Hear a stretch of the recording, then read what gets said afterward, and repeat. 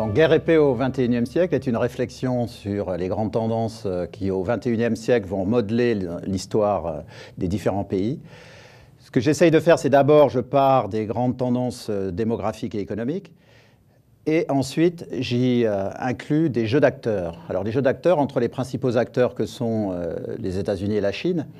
Et autour de ce conflit central entre les États-Unis et la Chine, je greffe donc une réflexion sur ce que va être la stratégie de l'Inde, celle de la Russie, et puis ce qui va se passer dans l'Union européenne.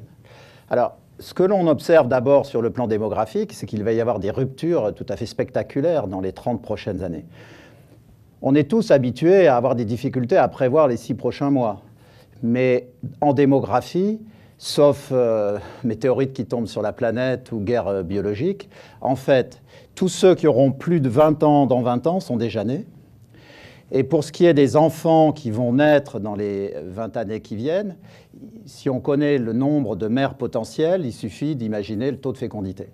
Si on regarde à 40 ans, on introduit un deuxième degré de complexité puisqu'il va falloir imaginer le nombre de filles qui vont naître dans les 20 prochaines années qui pourront devenir mères dans les 20 années suivantes. Mais en réalité, ça fait des marges d'erreur relativement limitées à l'horizon qui nous intéresse, c'est-à-dire l'horizon 2050. Or, qu'est-ce que l'on observe à cet horizon ? On observe que les grandes tendances des 50 dernières années se confirment, c'est-à-dire que l'Afrique et l'Asie deviennent les masses démographiques fondamentales sur la planète. Ces deux continents passent de 75 à 79% de la population de la planète, et l'Europe et l'Amérique se réduisent corrélativement. Mais ce qui est plus intéressant, c'est de regarder ce qui se passe à l'intérieur des continents. Et le choc, la transformation démographique relative entre l'Inde et la Chine est aussi violente, voire infiniment plus, qu'entre l'Asie et l'Europe. On va assister notamment aux effets de la politique de l'enfant unique en Chine. Donc, à partir de 2022, la population active de la Chine va se réduire. On va avoir entre 2022 et 2040, une baisse de 10% de la population active en Chine. À l'inverse, en Inde, on est dans une progression extrêmement rapide de la population. Et dans le monde musulman, qui ne recoupe pas totalement l'Afrique, on est dans une progression qui reste encore galopante, c'est-à-dire que l'Inde et le monde musulman et l'Afrique noire n'ont pas encore fait la transition démographique qu'ont opéré les autres continents. Alors, quand on regarde le choc donc, entre la Chine et l'Inde et entre la Chine et les États-Unis, on peut dire que sur la base de la démographie, il y a un moment chinois qui est devant nous.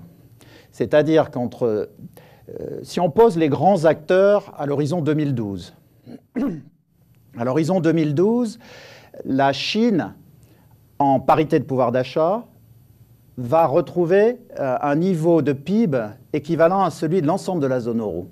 C'est-à-dire que la Chine est devenue la deuxième puissance du monde ce printemps en passant devant le Japon, mais en 2012, elle passe devant l'ensemble de la zone euro. Donc on va avoir, si on s'imagine le monde à l'aube de 2013, on a deux immenses géants.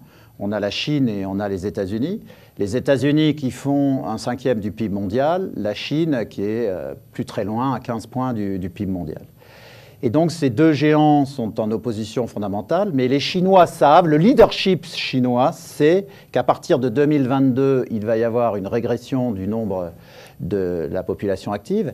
Et ils savent aussi que quand on regarde plus spécifiquement le segment de population entre 10 et 25 ans, et qu'on compare le nombre de Chinois âgés de 10 à 25 ans entre 2005 et 2025, la Chine va perdre 60 millions de jeunes Chinois. On imagine une guerre terrible qui tuerait 4 ou 5 millions de Chinois. Là, 60 millions vont disparaître. Simplement, on n'en parlera pas ou très peu parce que ce sont des Chinois qui ne sont pas nés. Mais l'impact sur le pays sera équivalent.